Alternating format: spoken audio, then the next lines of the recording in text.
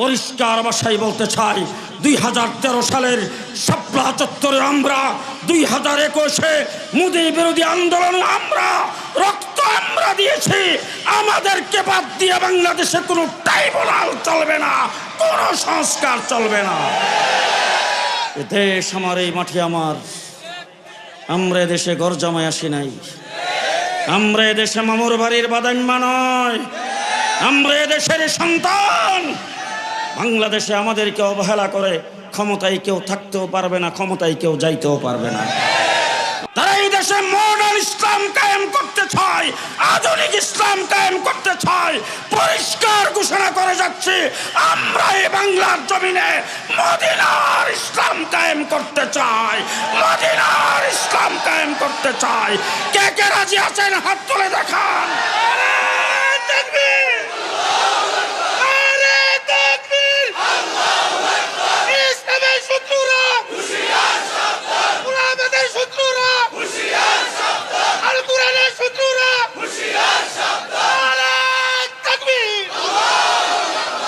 বাংলাদেশের 54 বছর আমাদেরকে রাজাকার বলে গালি দেওয়া হয়েছে। আমরা পাকিস্তানের পক্ষে একটা শব্দ উচ্চারণ করি নাই, কিন্তু নির্যাতন বুক করতে করতে পর্যন্ত এসেছি।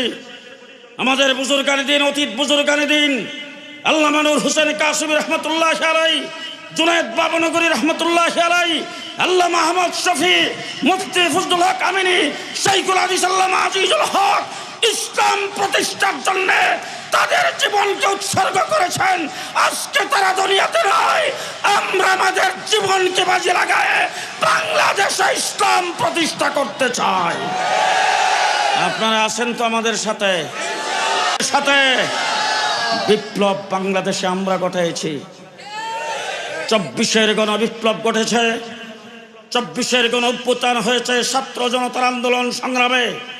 আমরাও সেই সাথে ছিলাম। আমাদের হেফাজতে ইসলামের 84 জন কর্মী সেখানে জীবন দিয়েছেন। আমরা আজকে পরিষ্কার ভাষায় বলে যাচ্ছি, 24-এর গণঅভ্যুত্থান কোন অবস্থাতেই সম্ভব ছিল না শাপলা চত্বরের রক্ত না হলে। শাপলা চত্বরের রক্ত দিয়ে আমরা সেই অভ্যুত্থানের সূচনা করেছিলাম। বৎসরে এই তিনটা চারটা হত্যাকাণ্ড, গণহত্যা বাংলাদেশে হয়েছে। একটা হলো পিলখানার গণহত্যা, আরেকটা হলো শাপলা চত্বরের গণহত্যা, আরেকটা হলো 2021-এর গণহত্যা, আরেকটা হলো 24-এর গণহত্যা। আরে নৌকা মার্কা বাংলার মাটিতে থাকবে না, জয় বাংলার স্লোগান বাংলার মাটিতে আর হবে না। একটাই স্লোগান হবে, নারায়ে তাকবীর। নারায়ে তাকবীরের ছাড়া কোনো স্লোগান বাংলার মাটিতে হবে না। তার কারণ হলো আমরা মুসলমান। ঠিক না ঠিক? ইব্রাহিম আলাইহিস সালাম আমাদের মুসলিম জাতির পিতা, নাম হলো খলিলুল্লাহ। কঠিন কঠিন পরীক্ষা আল্লাহ পাক তার কাছ থেকে নিয়েছেন। সর্বশেষ পরীক্ষা আল্লাহ পাক তাকে বলেছেন, ইব্রাহিম তোমার কলিজার টুকরা সন্তানকে আমার রাস্তায় জবাই করে দাও। হযরত ইব্রাহিম আলাইহিস সালাম সন্তানকে জবাই করতে নিয়ে গেছেন। লম্বা চূড়া ঘটনা। কুরবানির মাস যখন আসে তখন খতিবরা মসজিদে বয়ান করে, আপনারা সে বয়ান শোনেন, আমি সেই দিকে যাইতে চাই না। হযরত ইসমাইল আলাইহিস সালামকে জবাই করতে নিয়ে গেছেন। ইসমাইল আলাইহিস সালাম জবাই হয় নাই, তার পরিবর্তে জান্নাতি দুম্বা জবাই হয়ে গেছে। আল্লাহ ঘোষণা করেছেন, ওয়াফাদাইনাহু বিযিবহিন আযীম, তোমার ছেলের পরিবর্তে আমি জান্নাতি দুম্বা জবাই করে দিলাম। কাদ সাদ্দাকতার রুইয়া, স্বপ্নকে তুমি সত্যে পরিণত করেছ। ইব্রাহিম শুনে রাখো, তোমার নাম খলিলুল্লাহ, আজকের থেকে তোমার ছেলের নাম রাখলাম জবিহুল্লাহ। ইব্রাহিম খলিলুল্লাহ, ছেলের নাম জবিহুল্লাহ। আল্লাহ এবার ডাক দিয়ে বলে, ইব্রাহিম পরীক্ষা নেওয়া শেষ, ঘর বানাও। ইব্রাহিম আলাইহিস সালাম হলেন রাজমিস্ত্রি, আর ছেলে জবিহুল্লাহ হইল যুগালী। দুইজনে মিলে ঘর বানাইছে। ঘরটা কমপ্লিট হওয়ার পরে হযরত ইব্রাহিম আলাইহিস সালাম বাইতুল্লাহর চৌখেটে ধরে দাঁড়াইছেন। দাঁড়ায় আল্লাহকে ডাক দিয়ে বলেছেন, রব্বানা তাকাব্বাল মিন্না ইন্নাকা আনতাস সামিউল আলিম। আল্লাহ ঘরটা তো বানাইলাম, ঘরটাকে তুমি কবুল আর মঞ্জুর করো। ইব্রাহিম আলাইহিস সালামকে আল্লাহ ডাক দিয়ে বলেন, ইব্রাহিম শুধু কবুল করে শেষ করলাম না, তোমার নাম খলিলুল্লাহ, ছেলের নাম জবিহুল্লাহ, ঘরেরও নাম রাখলাম বাইতুল্লাহ। ঘরের কি নাম? বাইতুল্লাহ, ঘর হলো তামাম পৃথিবীর ইসলামিক সেন্টার, ইসলামিক ইউনিভার্সিটি। সেখান থেকে শিক্ষা শুরু হবে। ইব্রাহিম আলাইহিস সালাতু ওয়াস সালামকে এবার আল্লাহ ডাক দিয়ে, ইব্রাহিম, কোনো মানুষ যদি পরীক্ষায় পাস করে দুনিয়ার রেওয়াজ হবে তাকে পুরস্কার দেওয়া, আমিও তোমাকে পুরস্কার দেব। তবে পুরস্কার কিন্তু দুই প্রকারের হয়। এক প্রকারের পুরস্কার হলো কর্তৃপক্ষ আলোচনা করে পরামর্শ করে বাজার থেকে কিনে আইনা সুন্দর কাগজ দিয়ে প্যাকেট করে তারপরে ছেলেদেরকে স্টেজে ডাইখা দিয়া দেয়। আর এক প্রকার পুরস্কার হলো ছেলেটা যখন 1 নম্বরে পাস করেছে, মাদ্রাসার প্রিন্সিপাল, ছেলের অভিভাবক তারে জড়াইয়া ধরে ডাক দিয়ে বলে, চা তো তুই আমার কাছে কি চাইবে, যেটা চা ছিড়ই দিমু। আল্লাহ রাব্বুল আলামিন ইব্রাহিম আলাইহিস সালামকে বলেন, ইব্রাহিম, ইন্নী জাইলুকা লিন-নাসি ইমামা, 1 নম্বর পুরস্কার আমার ইচ্ছাধীন তোমাকে দিলাম। গোটা মুসলিম জাতি নয়, গোটা পৃথিবীর মানব মণ্ডলীর জন্য তোমাকে লিডার বানাইয়া দিলাম। মিল্লাতা আবিকুম ইব্রাহিম, গোটা পৃথিবীর মুসলিম জাতির জন্য তোমাকে জাতির পিতা বানাইয়া দিলাম। 2 নম্বর পুরস্কার তোমাকে দিমু, তুমি যা চাও তাই দিমু। হযরত ইব্রাহিম আলাইহিস সালাম বাইতুল্লাহর চৌকাঠে ধরে দাঁড়াইছেন, দাঁড়ায় আল্লাহ রাব্বুল আলামিনকে ডাক দিয়ে বলেন, আল্লাহ, তুমি কইছো যা চাই তাই দিবা, সুতরাং এমন একটা জিনিস চামু যেটার একটাই বানাইছো, দ্বিতীয় কোনো নাম্বারই নাই। রব্বানা ওয়াবআস ফীহিম রাসূলাম মিনহুম, আল্লাহ পাক ঘর বানাইছি, ঘরের নাম রাখছে বাইতুল্লাহ। ঘর হলো তামাম পৃথিবীর ইউনিভার্সিটি। ইউনিভার্সিটির জন্য তো একজন শিক্ষক আর প্রিন্সিপালের দরকার। শিক্ষক আর প্রিন্সিপাল হিসাবে তোমার হাবিবকে চাই। আল্লাহর হাবিব কয়জন? বানাইছই একটা। আল্লাহ ডাক দেখে, ইব্রাহিম, দরখাস্ত মঞ্জুর, তবে তোমার নাম খলিলুল্লাহ, ছেলের নাম জবিহুল্লাহ, ঘর বানাইছো বাইতুল্লাহ, প্রিন্সিপালের নাম হাবিবুল্লাহ। প্রিন্সিপালকে হাবিবুল্লাহ। এবার হযরত ইব্রাহিম আলাইহিস সালামকে আল্লাহ জিজ্ঞেস করেছেন, ইব্রাহিম, চাওয়া শেষ? বলে মাত্র শুরু। বলে আর কি বাকি রইল? বলে প্রিন্সিপাল পাইছি, ইউনিভার্সিটি পাইছি, এখন সিলেবাস। কি সিলেবাস? কিছুদিন আগে এক বক্তার, একজন সেলিব্রিটি বক্তার বক্তৃতা শুনলাম। তিনি বক্তৃতায় বলতেছেন, এক ওয়াজ মাহফিলে, কওমি মাদ্রাসার সিলেবাসের দোষের কারণে যোগ্য ব্যক্তি তৈরি হয় না। নাউজুবিল্লাহ, কালকে সকালে করেন, কওমি মাদ্রাসার সিলেবাসের ত্রুটির কারণে কোনো যোগ্য ব্যক্তি তৈরি হয় না। পরিষ্কার ভাষায় বলতে চাই, হাকিমুল উম্মত আশরাফ আলী থানভী রহমতুল্লাহি আলাইহি চলে গেছেন, হুসাইন আহমদ মদনী চলে গেছেন, আনোয়ার শাহ কাশ্মীরি চলে গেছেন, আমার বাংলাদেশের শামসুল হক ফরিদপুরি চলে গেছেন, হাফিজ জি হুজুর চলে গেছেন, ফখরে বাঙ্গাল চলে গেছেন, বড় বড় আলেম উলামা ইকরাম চলে গেছেন। তাদের কথা বলতে চাই না। বর্তমানে আমাদের ছাত্রদের মধ্যে যে সমস্ত যোগ্য ব্যক্তিরা আছে, তার একজনের নজির তোমাদের গোটা বাংলাদেশে কেউ দেখাইতে পারবে না। ঠিক না বেঠিক? আমাদের মাদ্রাসার সিলেবাস এটা বাংলা একাডেমির বানানো নয়, এটা ললিত কলা একাডেমির বানানো নয়, বিশ্ববিদ্যালয় বোর্ডের থেকে সেটা তৈরি হয় নাই, বাংলাদেশের কোনো সরকার, কোনো শিক্ষা মন্ত্রণালয়ের থেকে সেটা বানানো হয় নাই। সেটা সম্পূর্ণ ইব্রাহিম আলাইহিস সালামের প্রস্তাব আর আল্লাহ পাকের মঞ্জুরি। এবারে কোরআন শরীফে আছে কিনা দেখেন ইব্রাহিম আলাইহিস সালামের প্রস্তাব। ইব্রাহিম আলাইহিস সালাম প্রস্তাব করেছেন 4টা সিলেবাস।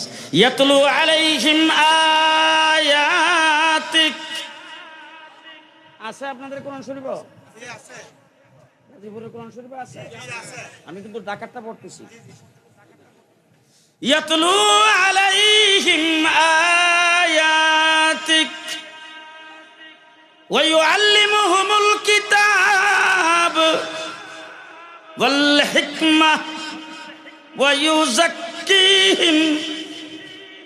কয়টা? এই 4টা সিলেবাসের প্রস্তাব করেছেন হযরত ইব্রাহিম আলাইহিস সালাম। আল্লাহ ডাক দেখে, ইব্রাহিম, 4টার 4টাই মঞ্জুর, 4টার 4টাই মঞ্জুর। কথা সংক্ষেপ, ব্যাখ্যা বিশ্লেষণ করার সময় নাই। আল্লাহ ডাক দিয়ে বলেন, ইব্রাহিম, তোমার নাম তো খলিলুল্লাহ, ছেলের নাম জবিহুল্লাহ, দুইজনে মিলে ঘর বানাইছো, ঘরের নাম বাইতুল্লাহ, আর ঘরের শিক্ষকের নাম হলো হাবিবুল্লাহ, সিলেবাসের নাম হলো কিতাবুল্লাহ। কি নাম? কিতাবুল্লাহ। এবার জিজ্ঞেস করতে চাই, ইউনিভার্সিটিও পাইলাম, শিক্ষকও পাইলাম, সিলেবাসও পাইলাম, ছাত্রর দরকার নাই তো? হ্যাঁ, আল্লাহ রাব্বুল আলামিন বলেন, ইব্রাহিম এতক্ষণ তুমি চাইছো, এবার গোটা পৃথিবীর মুসলিম জাতির জন্যে কিয়ামত পর্যন্ত আগত আমার হাবিবের উম্মতের জন্যে আমি আল্লাহ পাক ঘোষণা করছি ছাত্রর ব্যাপারে। আমার আল্লাহ পাক বলেন, উলাইকা হিজবুল্লাহ।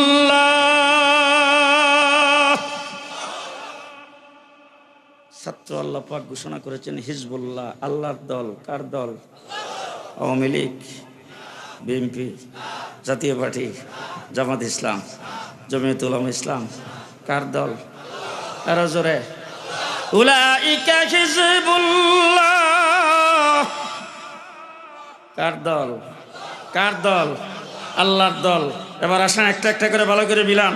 ইব্রাহিম খলিলুল্লাহ, ছেলে ইসমাইল জবিহুল্লাহ, ঘর বানাইছে বাইতুল্লাহ, ঘরের শিক্ষক হলেন হাবিবুল্লাহ, তারপরে পাঠ্য হলো কিতাবুল্লাহ, ছাত্র আল্লাহ পাক নির্ধারণ করেছেন হিজবুল্লাহ। ছাত্রকে কে? এবার জিজ্ঞেস করতে চাই, বারিদারা মাদ্রাসার নাজেম সাহেব, মাদ্রাসার মুহাদ্দিস এইখানে বসা আছেন, ওনাদেরকে জিজ্ঞেস করে দেখেন, আমাদের গোটা বাংলাদেশের কওমি মাদ্রাসার দাওরে হাদিসের পরীক্ষার জন্যে, তাদের রেজাল্টের জন্যে, তাদের সার্টিফিকেটের জন্যে একটি মাত্র বোর্ড গঠিত হয়েছে, হাইয়াতুল উলিয়া লিল জামিয়াতুল কওমিয়া বাংলাদেশ। এই বাংলাদেশ বোর্ডের যখন পরীক্ষা হয়, বাৎসরিক পরীক্ষা, পড়াইছে মৌলানা মুসা সাহেব, পড়াইছে মৌলানা হেদায়েতুল্লাহ সাহেব, কিন্তু পরীক্ষা কি তারাই নেয় নাকি বোর্ডের পক্ষ থেকে আলাদা পরীক্ষক আসে? কথা বলেন। যিনি পড়াইছে তিনি পরীক্ষা নেয় না এর চাইতে আরেকটু বড় বোর্ডের থেকে কাউকে পাঠানো হয়? জি, পড়াইছেন মুহাম্মদুর রাসূলুল্লাহ সাল্লাল্লাহু আলাইহি ওয়াসাল্লাম, শিক্ষক হাবিবুল্লাহ, পাঠ্য হলো কিতাবুল্লাহ, মাদ্রাসা হলো বাইতুল্লাহ, ছাত্র হলো হিজবুল্লাহ। আমার আল্লাহ রাব্বুল আলামিন বলেন, পরীক্ষার যখন পালা আসছে, উলাইকাল্লাযীনা ইমতাহানাল্লাহ। পরীক্ষা কে নিছে? আস্তে আস্তে আস্তে কে নিছে পরীক্ষা? আরে জোরে কোন? উলাইকাল্লাযীনা ইমতাহানাল্লাহ। কে নিছে পরীক্ষা? আমার আল্লাহ বলেন, পরীক্ষা নিয়েছি স্বয়ং আমি আল্লাহ। এবারে হুজুরদেরকে জিজ্ঞেস করেন তো, পরীক্ষার পরে কোনো সার্টিফিকেট নেই তো? পরীক্ষা যারা দেয় তারা কি সার্টিফিকেট পায়? পায়। আমার আল্লাহ বলেন, দুনিয়ার মানুষ ভালো করে শুনে রাখো, যেই ছাত্র হলো হিজবুল্লাহ, পরীক্ষা নিয়েছে আমি আল্লাহ, পড়াইছে আমার হাবিব হাবিবুল্লাহ, এবার তাদের পাঠ্য কিতাবুল্লাহ, আমি আল্লাহ পাক তাদের সার্টিফিকেট ঘোষণা করেছি রাদিয়াল্লাহ। সার্টিফিকেট কি? সার্টিফিকেট রাদিয়াল্লাহ। আল্লাহ বলেন, আমি আল্লাহ পাক তাদের উপরে রাজি। আমি আল্লাহ পাক তাদের উপরে রাজি। খুব ভালো করে বুঝেন, আমি আল্লাহ পাক তাদের উপরে রাজি। এবার আসেন দেখি, আল্লাহ পাক ঘোষণা করেছেন রাদিয়াল্লাহ। এবার বলেন তো দেখি এক একটা নাম। আবু বকর সিদ্দিক রাদিয়াল্লাহ, কথা কয় না? আবু বকর সিদ্দিক রাদিয়াল্লাহ, উমর ইবনুল খাত্তাব রাদিয়াল্লাহ, উসমান গনি রাদিয়াল্লাহ, হযরতে আলী রাদিয়াল্লাহ, হযরতে হাসান রাদিয়াল্লাহ, হযরতে হুসাইন রাদিয়াল্লাহ, হযরতে আমির মুয়াবিয়া রাদিয়াল্লাহ, হযরতে তালহা রাদিয়াল্লাহ, হযরতে জুবাইর রাদিয়াল্লাহ, হযরতে আবু হুরায়রা রাদিয়াল্লাহ, হযরতে বেলাল রাদিয়াল্লাহ, হযরতে আমির হামজা রাদিয়াল্লাহ, হযরতে খাদিজাতুল কুবরা রাদিয়াল্লাহ, হযরতে আয়েশা রাদিয়াল্লাহ, হযরতে ফাতেমা রাদিয়াল্লাহ। কিয়ামত পর্যন্ত সাহাবীর নাম যখন আসবে, তখন উম্মত কি বলবে? খারাপ এসে কথা কয় না। কিয়ামত পর্যন্ত সাহাবীর নাম আসবে, উম্মত কি বলবে? জি, রাদিয়াল্লাহ। এবার আল্লাহ পাক বলেন, দুনিয়ার মানুষ ভালো করে শুনে নাও, যাদের সার্টিফিকেট হলো রাদিয়াল্লাহ, যাদের নাম হলো হিজবুল্লাহ, যাদের পরীক্ষা নিয়েছে আমি আল্লাহ, যাদেরকে পড়াইছেন হাবিবুল্লাহ, যাদের পাঠ্য হলো কিতাবুল্লাহ, যাদের মাদ্রাসা হলো বাইতুল্লাহ, এবার তোমাদের জন্য করণীয় কি ভালো করে শুনে নাও। ফাইন আমানু বিমিসলি মা আমানতুম বিহি ফাকাদ ইহতাদা। আল্লাহ রাব্বুল আলামিন বলেন, শোনো দুনিয়ার মানুষেরা, আমি আল্লাহ পাক যাদেরকে সার্টিফিকেট দিয়েছি রাদিয়াল্লাহ, যাদের পাঠ্য হলো কিতাবুল্লাহ, যাদেরকে পড়াইছেন হাবিবুল্লাহ, ওই সমস্ত সাহাবায়ে কেরামের মতো তোমরা তোমরা যদি ঈমান আনো, তাদেরকে যদি অনুসরণ করো, তাইলে তোমরা হেদায়েত প্রাপ্ত হবে, সিরাতে মুস্তাকিম পাবে। ঠিক কিনা বলেন? আর তাদেরকে যদি অনুসরণ না করো, সিরাতে মুস্তাকিম পাওয়া যাবে না, হেদায়েত পাওয়া যাবে না। এবার যদি অনুমতি দেন আর একটা কথা কইতাম, বলবো বলবো? হ্যাঁ, কেউ মাইন্ড করবেন না তো? মাইন্ড করবেন না তো? ইব্রাহিম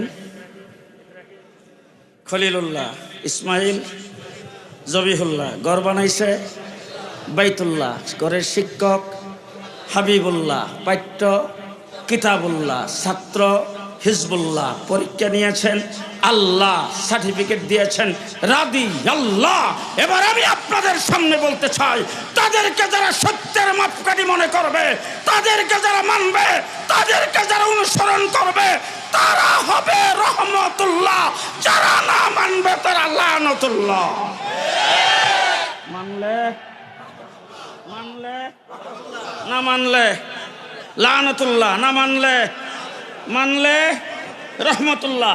এবার আসেন নূর হোসেন কাসেমি রহমতুল্লাহ, আল্লামা মাহমুদ শফি রহমতুল্লাহ, জুনায়েদ বাবনগরী রহমতুল্লাহ, শামসুদ্দিন কাসেমি রহমতুল্লাহ, মুফতি আব্দুর রহমান রহমতুল্লাহ, মুফতি আমিনী রহমতুল্লাহ, শাইখুল হাদিস রহমতুল্লাহ, মুফতি ফৈজুল্লাহ রহমতুল্লাহ, হাফিজ হুজুর রহমতুল্লাহ, পীর হুজুর রহমতুল্লাহ।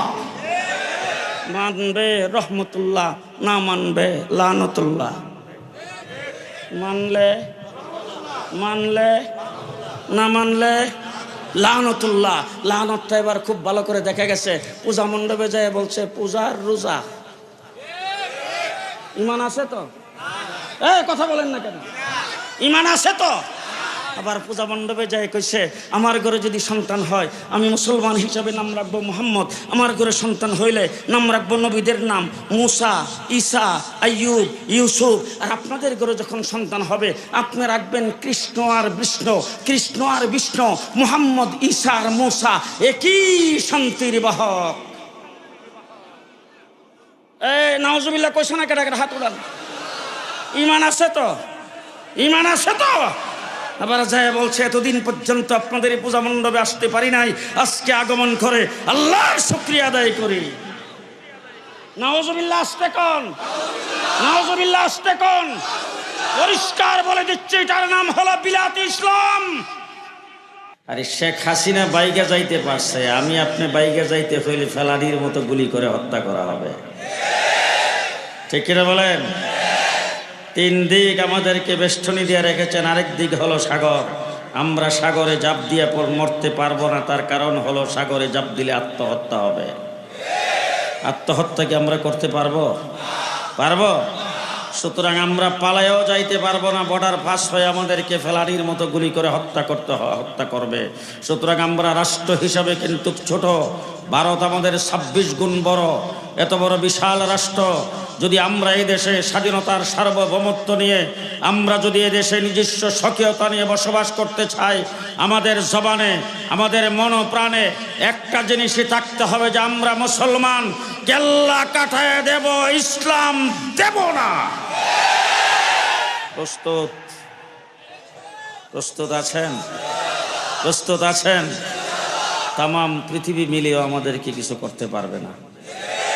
পারবে? আমাদের মূল মন্ত্র হলো কেল্লা কাটায় দেব, ইসলাম দেব না, জীবন দিয়ে দেব, ইমান দেব না। এই কথার মধ্যে কি আপনারা সবাই একমত? হ্যাঁ, এক নম্বর পরিচয় আমরা মুসলমান, মুসলমান হিসাবেই বসবাস করতে চাই। ইসলাম নিয়ে বাংলাদেশে চিনিমিনি অনেক খেলা হয়েছে, সামনে আর হইতে দেব না। দায়িত্ব পানি দেখবেন, যদি কেউ কথা না কহে কাওয়া কাদের দলের লোক। কথা কি বুঝাইতে পারতেছি? অনেক চিলিমিলে খেলা হয়েছে বাংলাদেশে। তসলিমা নাসরিনের জন্ম হয়েছে, ইসলাম বিরোধী নাস্তিক মুরতাদদের জন্ম হয়েছে। গত 5ই আগস্টের পরে বাংলার মাটিতে ইসলাম নিয়ে কাউকে একটু শব্দ করতে দেওয়া হবে না। প্রস্তুত আছেন? কে কে প্রস্তুত আছেন? হাত তুলে দেখান।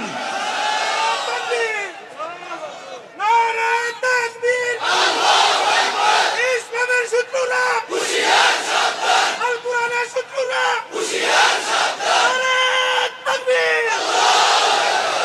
আমরা যদি সত্যিকারের মুসলমান হতে পারি, ইসলাম যদি আমাদের ভিতরে থাকে, আমরা যদি ইসলাম নিয়ে বেঁচে থাকতে পারি, তাইলে আমাদের কোনো ভয়ভীতি থাকবে না। তার কারণ হলো আমরা আল্লাহ পাক আমাদেরকে সাহায্য করবেন।